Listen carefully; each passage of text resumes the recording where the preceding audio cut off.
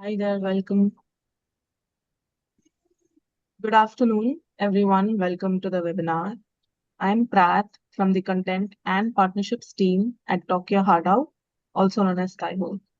Joining me today is one of our TYHO therapists, Nidhi, who will be leading this session. For those new to TYHO, I would like to quickly introduce ourselves before we get started. Tokyo Hardao is an end-to-end therapy platform offering high-quality mental health support. This includes online audio and video sessions globally, as well as in-person sessions in Singapore. As for the topic, through our conversations with clients and communities, we've noticed a recurring theme, which is everyone struggling in difficult work environments. More people are opening about their toxic bosses, strained team dynamics, and how all of this takes a toll on their mental health. In fact, 82% say that they've experienced toxic behavior from someone at their work at some point. In line with that, what's helped many is building awareness around how to respond and set boundaries in these situations. So today, we're unpacking what workplace toxicity looks like and how to deal with it without losing your peace of mind. Before we introduce Nidhi, I would like to go over the AMA webinar format with you all. The session starts with a 25-minute presentation by Nidhi, followed by a 40-minute Q&A section at the end. Please feel free to interact in the chat, drop your questions, and share your experiences. We'll cover as many as possible. And at the end, we also have a short feedback form for you. So please stay tuned, and it will take less than a minute of your time to fill it out.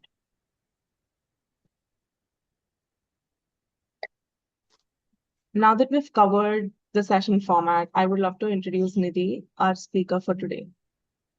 Nidhi is a therapist at Tokyo Hardao and has been with us since 2025. She brings over 15 years of experience in psychotherapy and mental wellness training. Nidhi is a provisional clinical member of the Singapore Association for Counseling, or SAC, and is also certified in IFS, which is Internal Family Systems Therapy. As a therapist, she works with a wide range of issues that include mood regulation, workplace stress, anxiety, and also work-life balance. So with that, I will hand over to Nidhi to take us through today's session. Nidhi, the stage is yours. Thank you so much, Pratt. Hi, everybody. I'm so happy to be here with you today. I hope everybody has had lunch or is going to have lunch and are comfortable. I'll try and make this session as fun as possible and as interactive as possible so you guys don't get bored with all the studies that I'm going to be posting and talking about. Please, like Pratt said, please feel free to ask your questions and write them down so that we can keep addressing them as we go. What we are going to do is we're going to try and, so as per the slide that you see in front of you, we will try and cover the effects of stress or understanding stress. First of all, where did the idea come from? Who thought about it? What is the history behind it? We will try and look at that a little bit. And then also identify, what the sources of those stressors could be, especially keeping the workplace dynamic in, close focus, because that's what we are here for today. Because otherwise, there are many other stressors, but we will focus on the workplace stress. And then we will try and see what research has told us about what its effects the stress has. And then maybe also look at how we can possibly be looking at management techniques, coping strategies to deal with those stressors that we've identified. So that will be the overall foundation or bone structure on which this discussion will take place. We will try and do this from the view or the lens of looking at all of these issues from a hierarchical structure, a group dynamic structure. That means how we operate in teams, as individuals, as groups, and also looking at it from an internal self structure. So, our individuality, our internal. So we'll try and keep the discussion within these frameworks so it becomes more relevant to why you are here today talking to us. Um, and yeah, okay, I think that's what we are going to do. Prat, can we move to the next one? Okay. So basically, what this in-depth research into employee stressors that I was talking about has shown us. See, initially, just the word stress itself, it was introduced by this medical doctor. He was a Viennese doctor. His name was Hans Salier, and he first used it in 1936. Basically, he was called the father of stress research.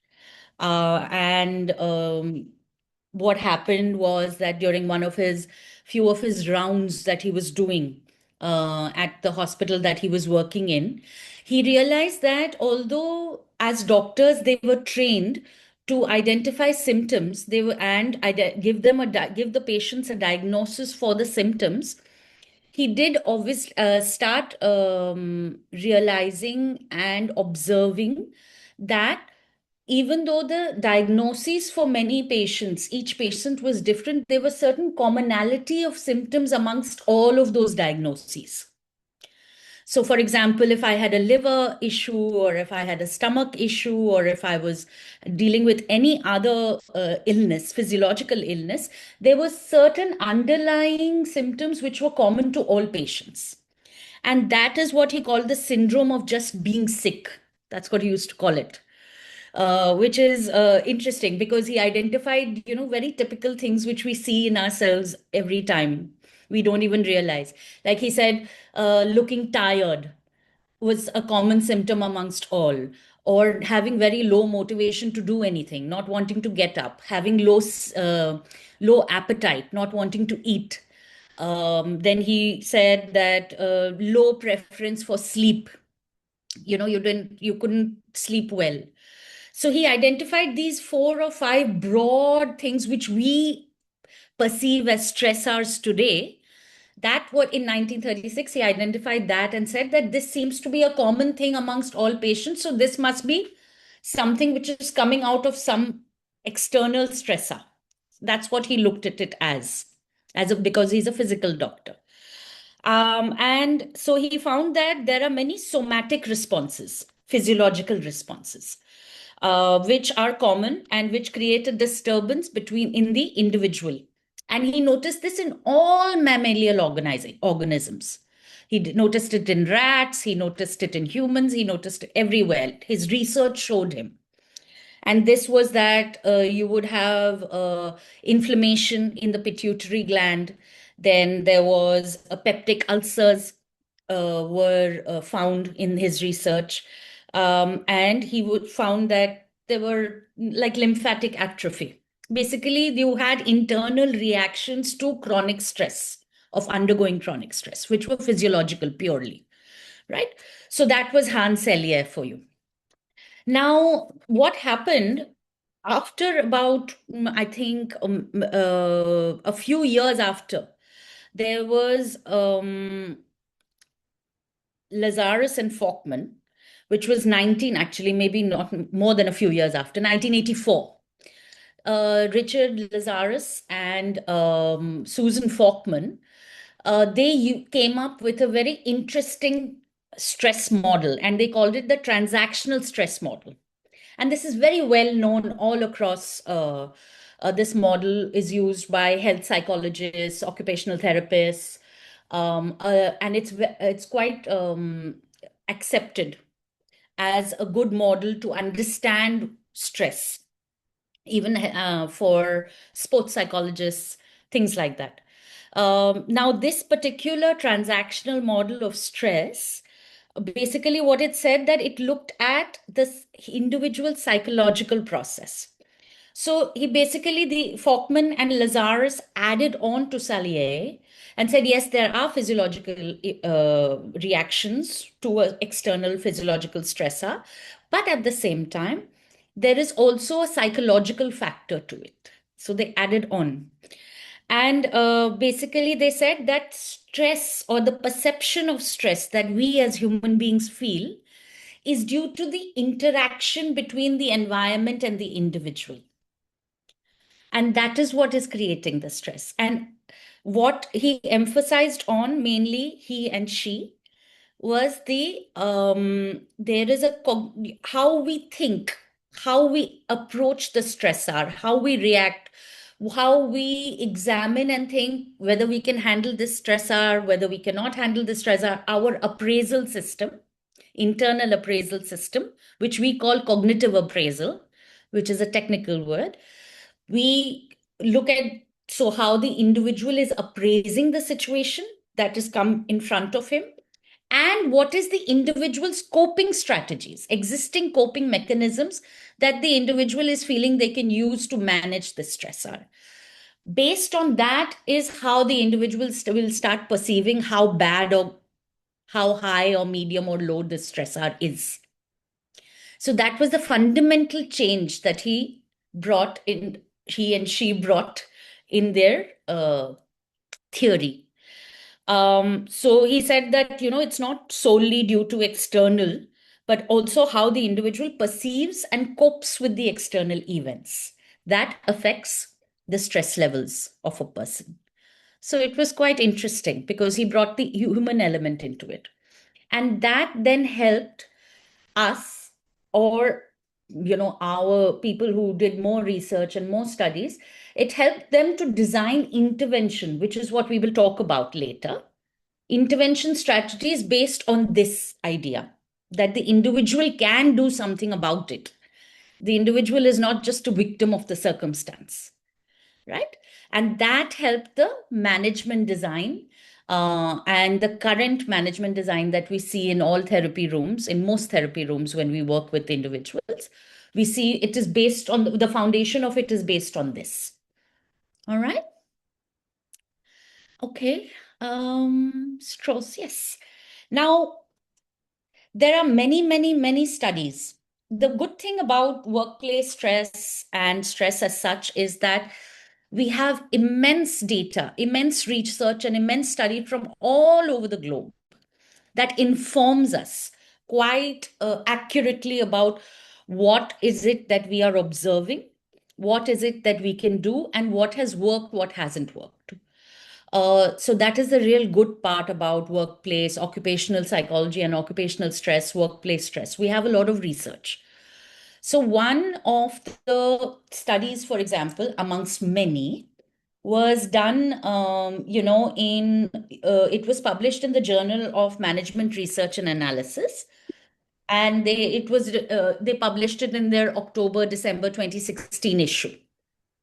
Basically, they did a research which shows that stress itself was ranked, almost, especially in our region, South Asia and Asia Pac, it was ranking as one of the highest health risk factors almost in the top 5. And they'd done all of Singapore. They'd done a long a study which revolved around Asia, and they found these to be many different have many different risk factors. Now, when you look at sources of stress, we can broadly divide them between external and internal. External would be what is happening around you in your external world, in your work environment, right? It could be job insecurity, having toxic workplace environments, having, long working hours, having poor work-life balance, unrealistic workloads, you know. It could be a whole bunch of those things. So everything that is external is how we are perceiving it and looking at it. We've divided it that way. That is one area on an organizational level. Then another source of stress is definitely coming from the internal, like I said, because we know that for a fact. And that depends, like Faulkman and Lazarus said, it depends on what my mindset is, how I am thinking, how I am perceiving, what is my coping strategy, how I am communicating, and what is my communication pattern. So those things are how we are going to start looking at what those sources of stressors are, right? Can we move forward, Prat? Before we start, because we want to also identify and sit a little bit more with this particular workplace stressor, which is called the toxic work environment. There, again, there have been multiple studies which have shown us that toxic work environments are definitely a reality that employees are dealing with and struggling with and trying to overcome. So it's not something that just is a figment of anybody's imagination. There are enough studies that have shown us that. In fact, there was one which was published in the Journal of Risk Management and Healthcare Policy. This was 2020, Wang et al. They did an empirical research and to see the relationship between toxic work environments, and it affects whether there's a relationship between that and work stress, job productivity, project success. So they identified two or three elements and saw the direct relationship of a toxic work environment and how these things are affected. And sure enough, there was another empirical study. Again, this was published in the Journal of Environmental Research and Public Health 2018, showed you the same thing. Whether there is a direct, it was an empirical study again, it was a survey, questionnaires were given out.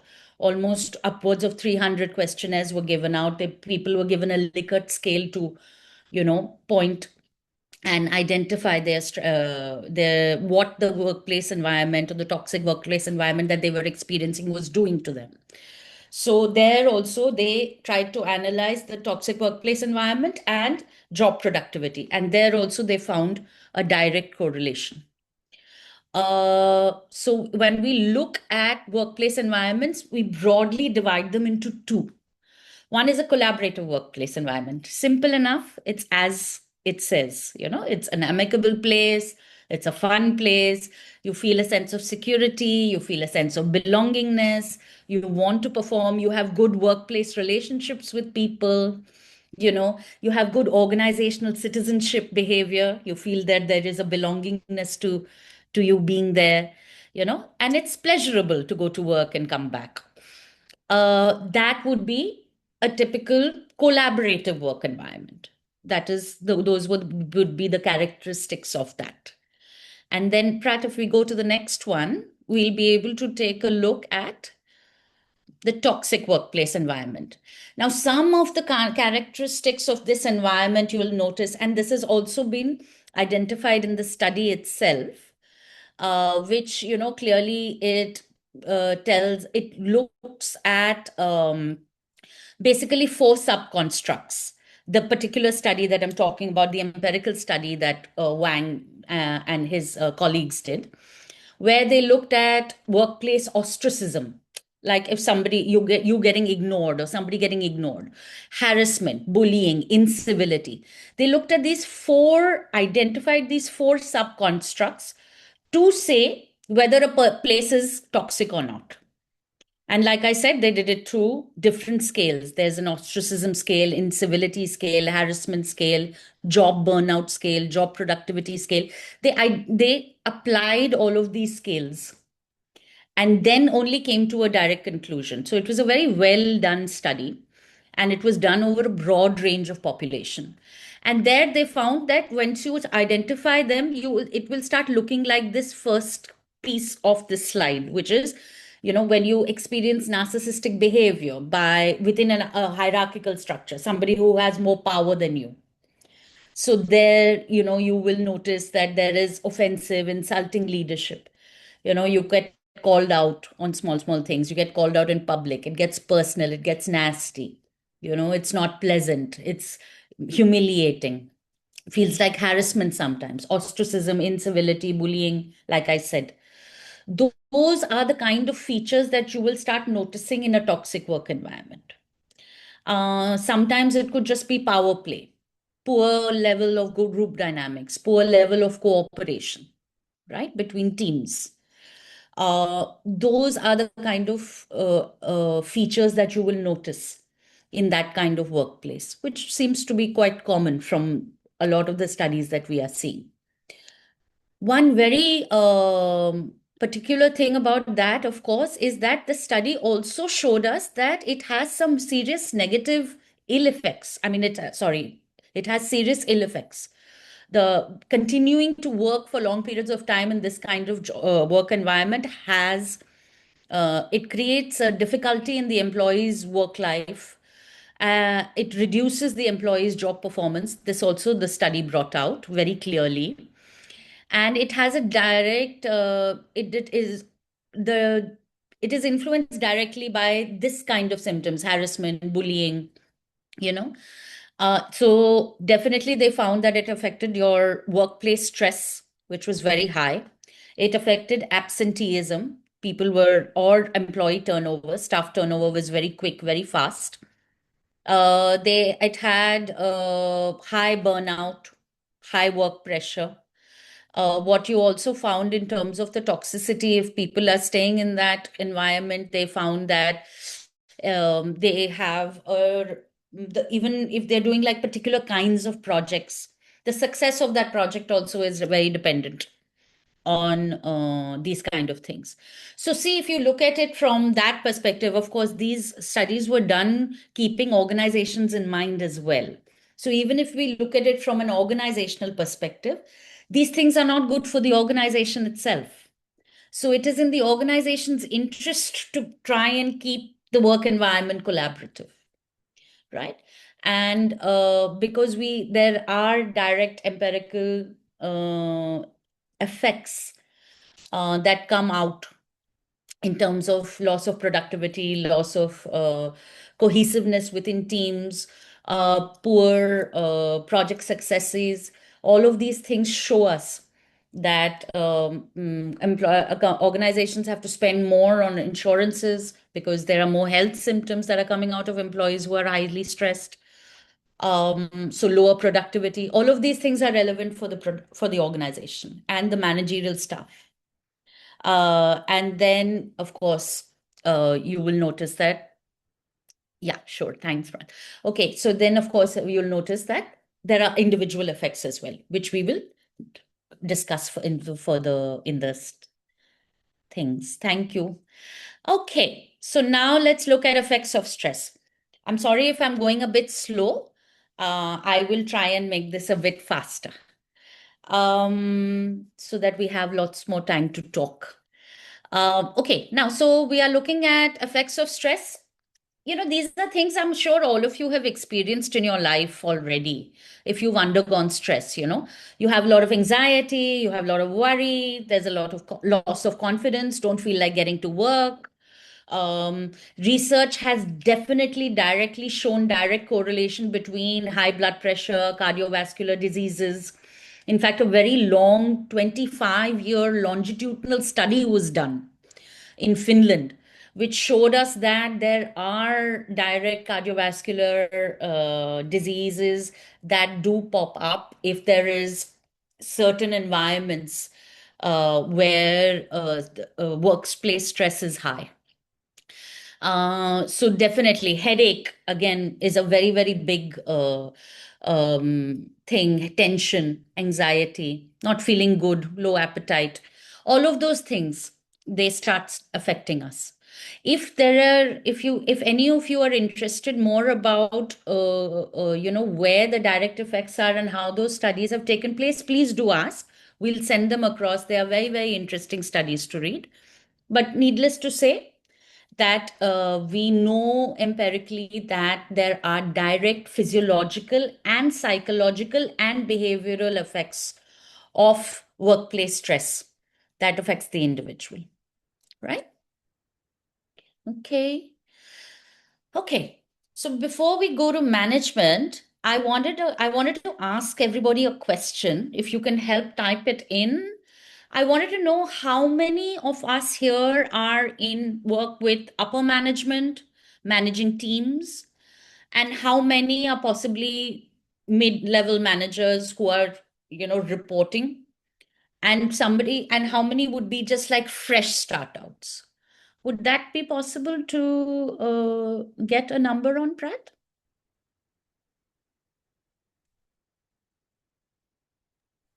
I think we already have some Oh, that's answers in nice. the chat, so you can go through them. We have some from mid-level, some associates, Okay. some managers and mid-managers.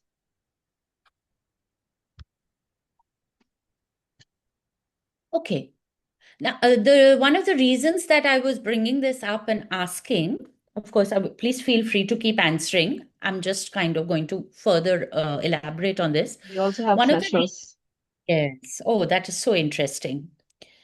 So the reason it was important for us, at TYHO as a team to be able to understand this would be, at least for me, it is definitely so when we are looking at management, I am able to tailor ideas around which hierarchical structure you belong to, right? Because your interventions and your managements have a wide range and a wide variety of what are the things that can be done. And everything depends on how much job control we have and how much power we have within the hierarchical structure. Is that sort of clear? So that's what we'll try and do. This is just for me to get an idea of how I can tailor my responses depending on where in the hierarchy we are sitting. So when we look at management, oh, nice. Team lead. And then, so quite a few. So we've got quite a few who are in senior management, right? Mid-level, and a few freshers. Interesting. Thank you so much for all your responses, everybody. Okay, so now if we go further, um, let's look at management. So we've looked at sources, we've looked at what it affects, we've got the history in, but this is the main crux of why we are here today. What do we do about it? We already know the problem. We are living through the problem. What do we do? And there, I would submit to you that where I look at it, I prefer to look at it as largely boundary setting. So my foundation would be that I want to look at it from the perception of setting boundaries. And that when I look at boundaries, I want to say that there are external boundaries which we set for others. And then there are internal boundaries which we set for ourselves. And the one advantage of being able to look at it from that perspective of setting boundaries, it sort of gives us a sense of a little more empowerment that we can do something about this. Instead of always feeling like a victim, like, oh my God, the external stressor is there and I just don't know. So this helps to kind of be able to look at it from a certain perspective, right? So then that's why we broadly divided it into external setting boundaries and internal setting boundaries, right? Okay, Pratt, let's go. Now, this, if you want to think about it, would be I have identified it as an external setting boundary because these are active actions that I apply to make a difference between my work environment and how I'm going to react to my work environment. So if you look at this kind of list, you'll see that we are proposing take longer, quieter work breaks, messages, check in with your loved ones. Basically, what tends to happen if we are in a workplace environment that maybe even if it's not toxic, it's high stress, high demand, right? And that takes a toll on us, on our physicality, on our our psychological well-being. So these kind of small interventions, when we intentionally and actively apply them within the workplace, they have been known to make a difference. So when you're at work, try and see if you're able to take few more shorter work breaks. So instead of taking 2 work breaks in a day, try and see if you can take maybe a 5 minute extra here or a 5 minute extra there.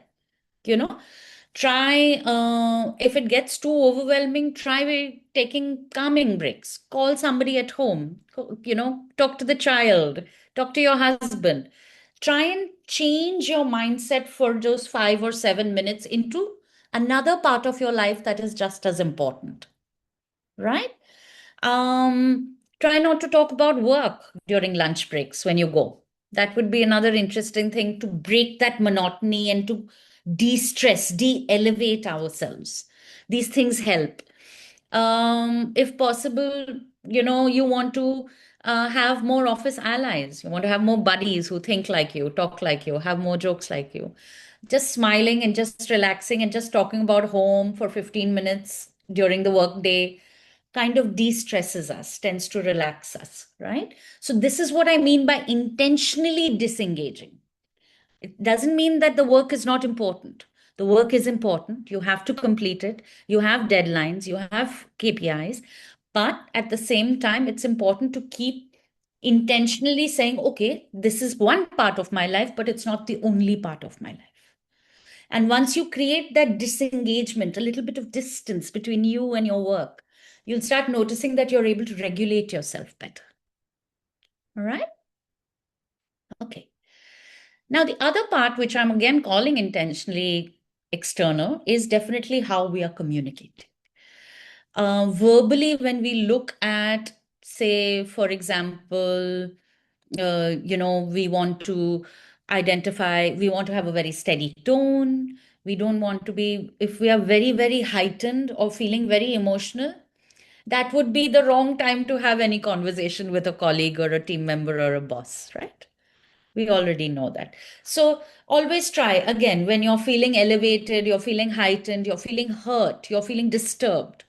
Try and first intentionally disengage, calm down, relax, come to a state of homeostasis, and then think about what you want to verbally communicate.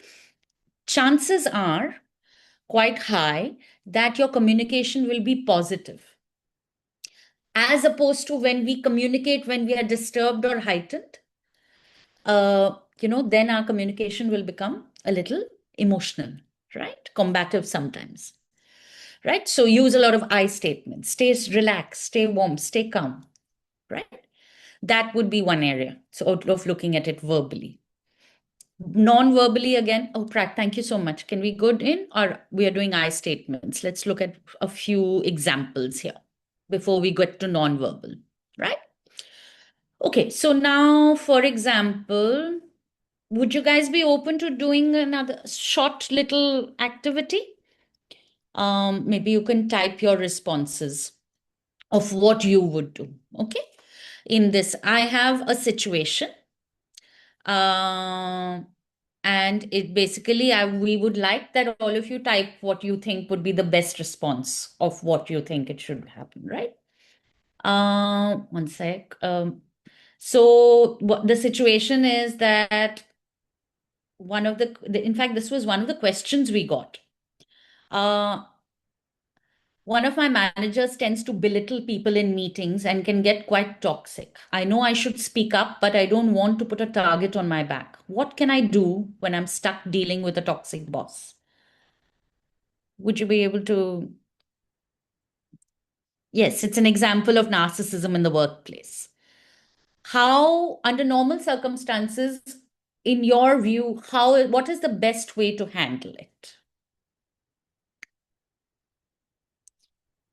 If you can type that down in the chat box, Pratt, is that okay? Yeah, that should work.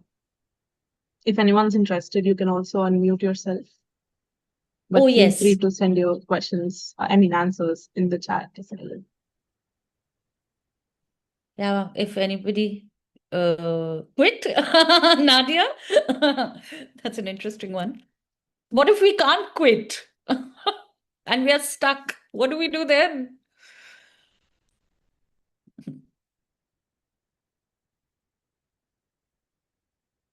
Hmm. Yes. So one interesting way that we propose, this is just one way, which is what we are calling using I statements. Please continue to respond. It's so nice that all of you are writing in. This is really nice. I was getting tired of listening to my own voice. Okay. While all of you are writing in, one strategy that you'll notice most mental health professionals will propose to you will sound this, exactly this: use I statements. One thing that tends to happen when we use I statement is that we take the onus, the responsibility of how we are feeling back onto ourselves. We take ownership of it. That is the biggest, most important thing. So when we are communicating in I statements, what we tend to do is we don't lay blame on the other person in front of us. What we are doing is we are taking onus and responsibility of how we are feeling and then requesting the other person to change for. Right? So that in itself starts creating a calming, balancing environment where a conversation and an interaction can take place. Right? So, for example, if like this example that we said that, the boss is being belittling us in a way that is, we don't know what to do with it, right? So maybe one way probably would be assuming that you're getting he's belittling somebody else or she's belittling somebody else. You want to, start saying, I think, such really, if this is feedback, then I feel that this feedback can be given in a more private setting. Or, I think, may I discuss this more in an appropriate space? Would it be okay? It's more comfortable for me to do that. Those kind of things. So those are basically things that you are saying, look, I am not comfortable. I would like it to be, uh, you know, done in a more different environment where you and I can interact in a more healthy way.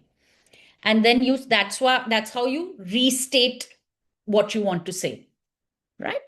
That's one way. Say, for example, again, this example in the slide itself. If you have your boss is giving you too much work, and you know that you're going to be able to fail, you're not going to be able to complete, not fail, not complete what your requirements are, which are already on your desk. So unrealistic workloads, your boss is giving you that. Within the hierarchical structure, you feel that you're not able to say that to your boss, because they'll say, oh my God, they might think I'm incompetent if I say, they might think this or that, and they might think I'm not able to complete my job. There, again, one particular I statement that you could use where you're getting too much workload is, maybe I'll need to reprioritize my existing deliverables. Or I really like if you can sit with me and review my current workload so that I know and we can plan for this new thing that's come to me on my desk. Right? Again, if you notice, what we are doing is we are talking about us and then communicating it in a more calmer, relaxed, non combative tone. And that tends to really help a conversation along. Again, empirically speaking, right? It comes through research, right? Positive communication, again, does include non-verbal work. You want to observe your breathing. Definitely. If we are breathing, hyperventilating, that means we are emotionally and psychologically heightened. Our cortisol levels are very high. We want to first bring all of that down. So you want to observe your breathing. If you're breathing fast, then you want to relax your breathing a little. You want to smile. Keep a relaxed body language. You know, again, like I said, communicate when you're calm, not when you're disturbed, not when you're heightened, not when you're elevated. Try and make sure you give yourself some space to calm yourself down, then communicate, right? Use a lot of I statements. Um, Again, your I statements, what it will help you do when you think about it, it will help you remain non combative, where you're not blaming the other person, right? Okay. Okay. Wow. Okay. So now let's come to the internal. This is what I was talking about in terms of interventions internally. This is very, very important for our own personal life also. And when we intentionally make this a habit in our personal life, we will start noticing an actual change even in our professional lives. You want to keep checking in with yourself. Very few of us do that anymore because life is very fast, life is very demanding. So we forget many times to just check in with ourselves. How am I feeling today? I don't know how many of us ask ourselves that. You know, you want to breathe gently, close your eyes. You want to bring your attention back on yourself. I'm feeling okay. I'm fine. Okay, great. Let's move on. So you want to keep checking in with yourself. You want to also have a decent, healthy, as much as possible. I know it's very hard in the kind of life that we live, which is high octane, high activity. I know it's very hard, and we've got so many responsibilities outside of work. We have children, we have husbands, we have everything, right? Or wives. But what we want to do is we want to try and see if we can maintain a healthy balance between work and family. We should have definitely have a healthy support system with our friends and family outside of work, where you can go find ways to relax. Again, very, very important. Many studies have showed us, as soon as it's like a vicious cycle where your sleep and appetite cycles are concerned. If your sleep is affected, your stress will go up. If your stress goes up, your sleep will get affected again, right? So you definitely want to make sure that you have a very healthy sleeping pattern. And when I say healthy sleeping pattern, I'm definitely, most categorically including having a dopamine detox before bed. So 30 minutes before bed, please switch off all your phones. The phone is not going to allow us to sleep. So do that. Those are healthy sleeping pattern habits to inculcate in life. Treat yourself gently. Treat yourself nicely. You are the only thing you have in the world. So you have to treat yourself gently. Keep checking in with yourself.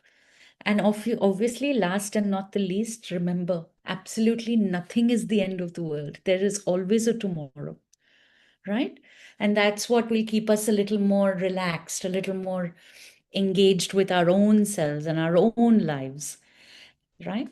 And those things will really start helping if you start only applying one or two or three different things, even in this list. You'll start noticing a healthy physiological and psychological change within yourselves, and it will have positive health outcomes. And it will affect work also in a good way.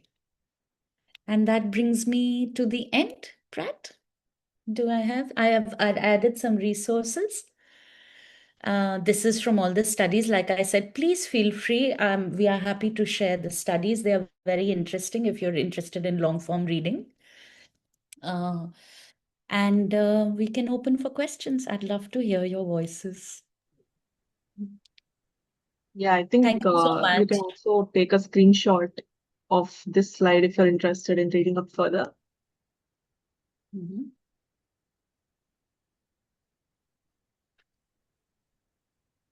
Okay, thanks, Nidhi, for the wonderful presentation. We're sure many of us learned a thing or two about, regulating ourselves and setting boundaries. Uh, I think this is the most awaited part. Our chat is already bustling with a lot of thoughts and questions, so we can move on to the Q&A. Please feel free to start dropping your questions in the chat. If you're comfortable, you can also unmute yourself and directly ask the question. I think we have a couple already from the very beginning. Let me read out one of them. So this is about external boundary setting. This person Okay. asks, how can we ensure we are checking in with the right people, as in not those who are actually the toxic ones? So Nidhi, if you can address that question. So that's a very interesting question. Um, Let me understand. How can we find out that we are checking in or feedbacking to a non-toxic person? Is Yes, that yes. one interesting way? Probably would be to like we said, it's important to have these allies in office.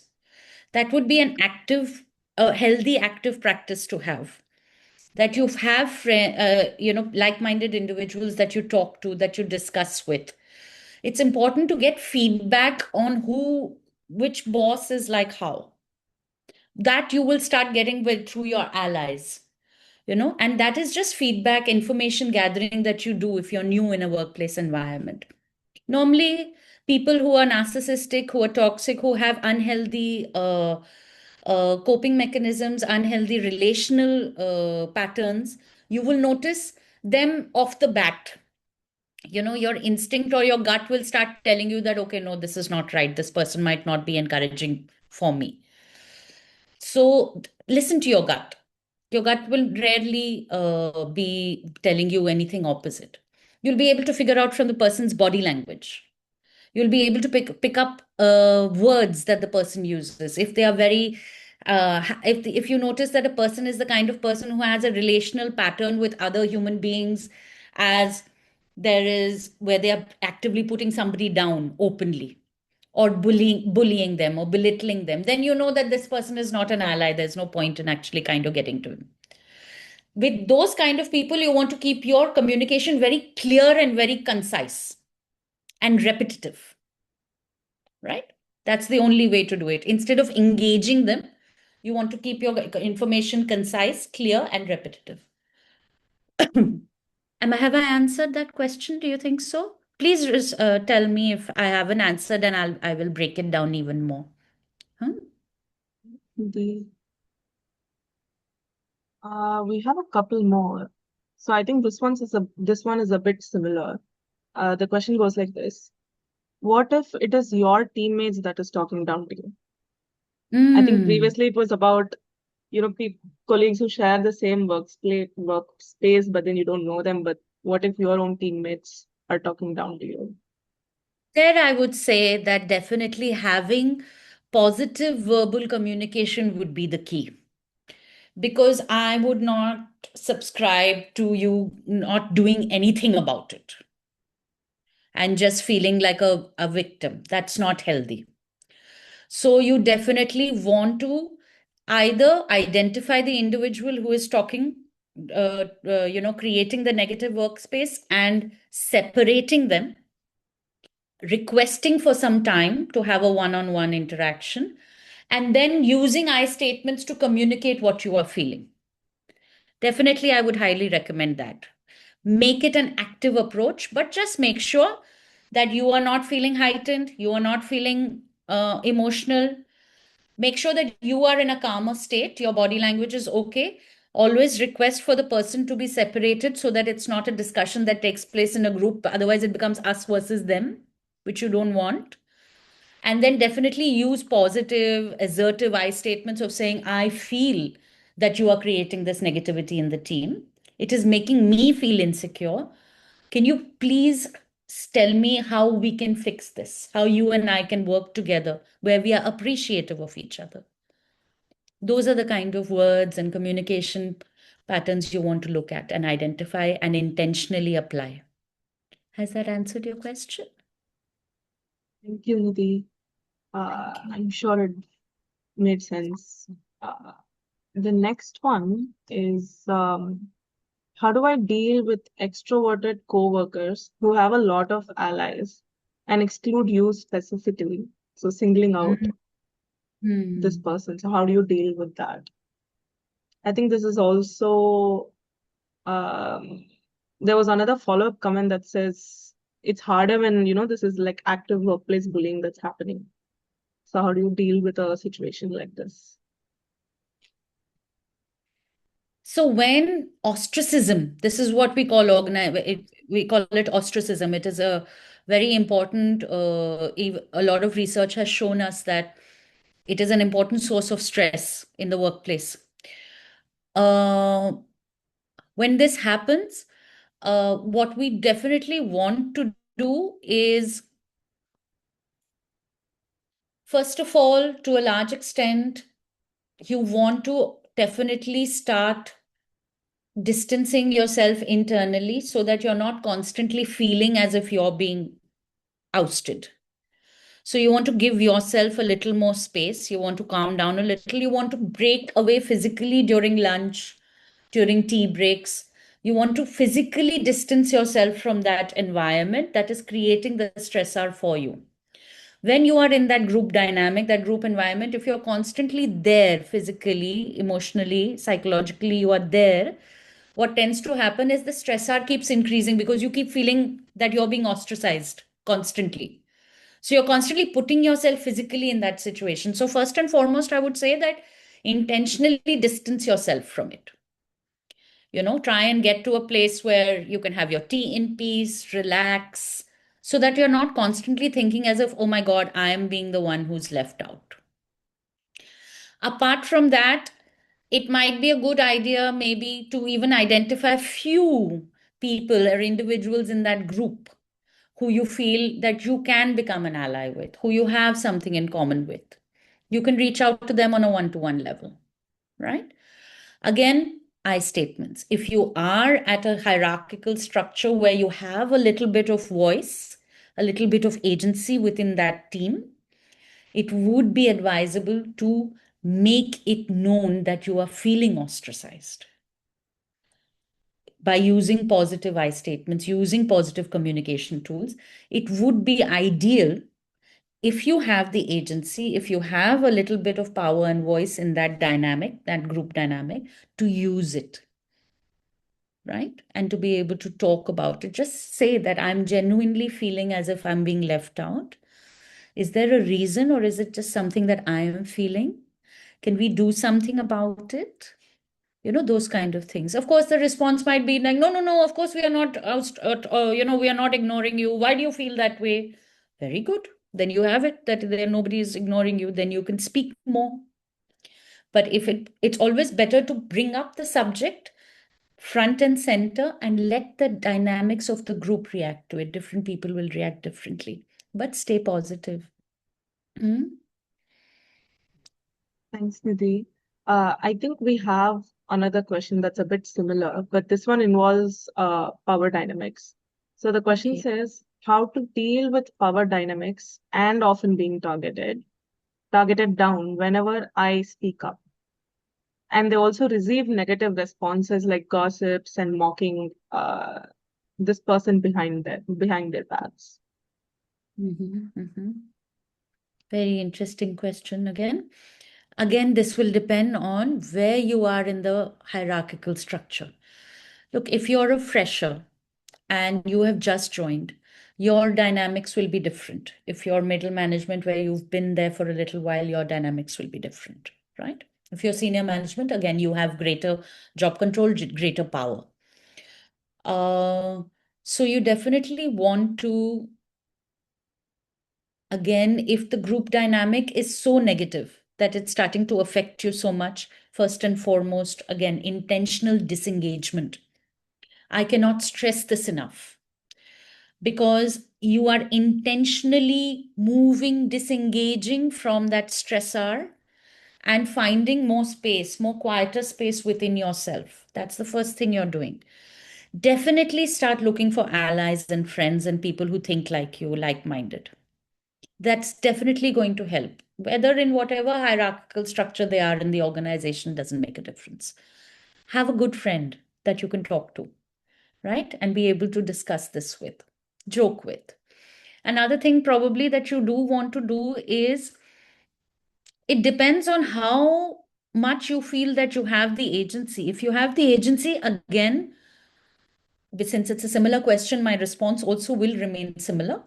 If you have the agency and you have the voice, it would help, if not to the whole group, then at least one in the group or two in the group to take them on the side and say, I'm feeling this way.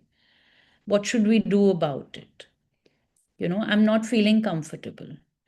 I'm feeling as if this and this is happening to me.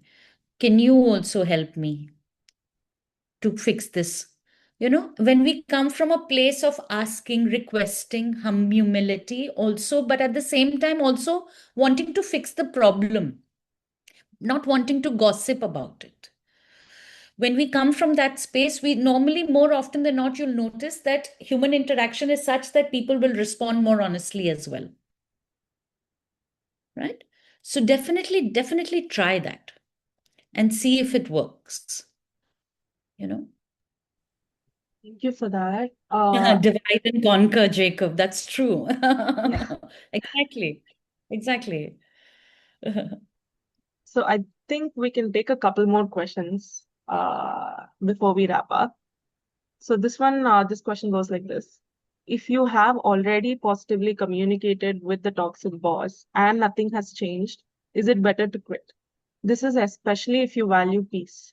Also, does the I statements work with narcissistic bosses? They might just dismiss it as they don't find any fault in themselves. Okay. Very nice questions. So the first part of the question, Pratt, will repeat it for me, please, one more time. The first part. The first part is if you've already communicated positively with the Hmm. toxic boss and nothing has changed, then what's the next step? What's the solution for it? I would look, quitting and not quitting is all, it's an individual decision. That is not something that anybody else can advise you on. It'll depend on your life circumstances, your requirements, etc. Right? Excuse me. What I will suggest is that if you've tried positive communication, it hasn't worked, which many times it doesn't, please keep everything in writing. That again, I would highly stress that. I think it's important for us as individuals to make sure that we are having email trails, we are writing about what we are going through, what we are understanding, things like that. Definitely written communication, and keeping records of it, especially when it's toxic and narcissistic. Definitely do that. Another thing that you do want to do, so the second part of the question, like you said, which is a follow up to the first, that if the toxic boss is there, then I statements, you're right. I statements will not work. Most probably, the toxic boss will dismiss it and say, okay, don't get emotional, deal with it, manage it. They'll do all that. There, again, like I said a little while ago, with a narcissistic person or a person who likes these power dynamics and power plays and takes off on it, it's always best to keep your sentences short, concise, and repetitive. So maybe if not I statements, then if, for example, your boss is dumping extra work, or maybe say, for example, you asked for leave and they've rejected it. You know, so there you want to make shorter statements. Like my leave balance indicates that I have accumulated, leaves.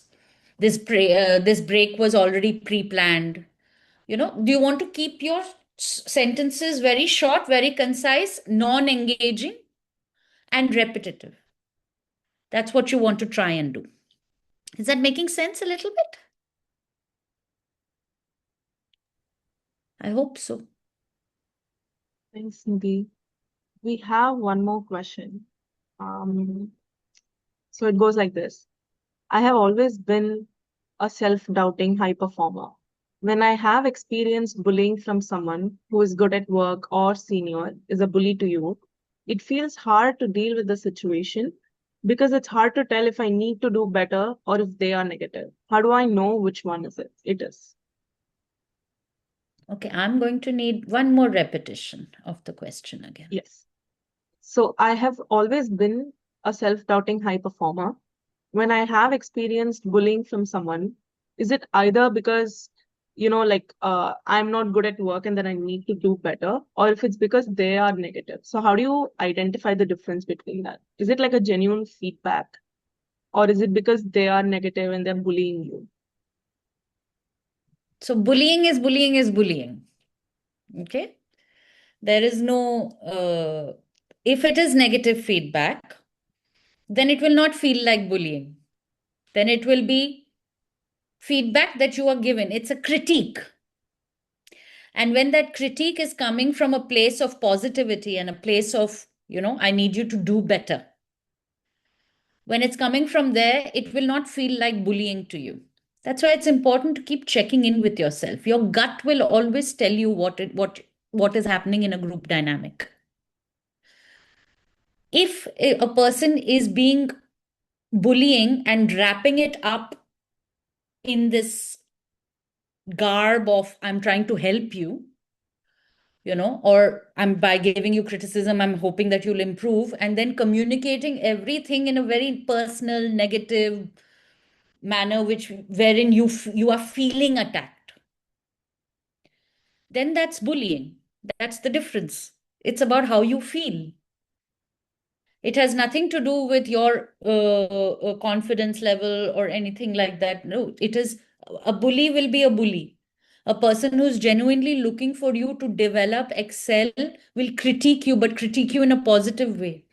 Your gut will tell you, your instinct will tell you, the way that you are feeling will tell you that this person is being positive for my improvement, or this person is just, being a bully. Making sense? Thanks, Nidhi. Thank you. Okay, I think that's all the questions we've had. Let me quickly share my screen before we wrap it up.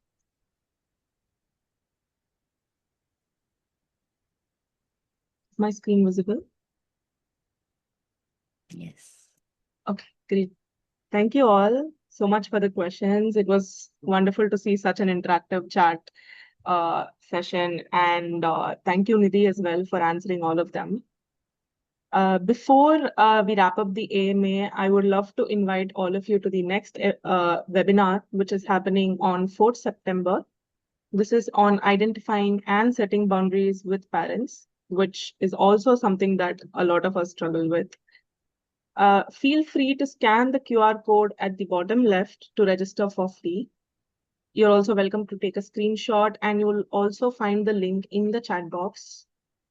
I'll leave the slide here up for a minute so everyone has time to scan.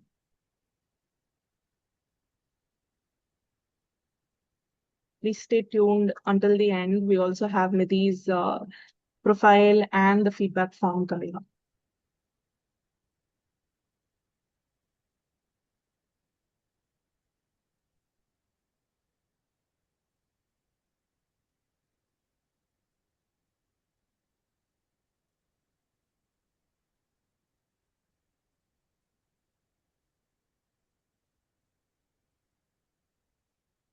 So in this slide, you will see another QR code. If you're looking to book sessions with Nidhi, you can find her profile at TYHO.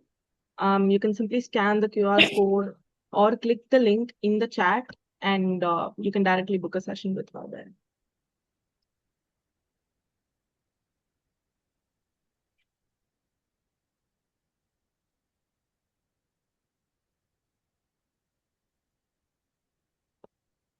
Again, I'd like to take this opportunity to thank you all for listening to me so patiently. I hope I was able to help and answer questions. And I apologize if I wasn't.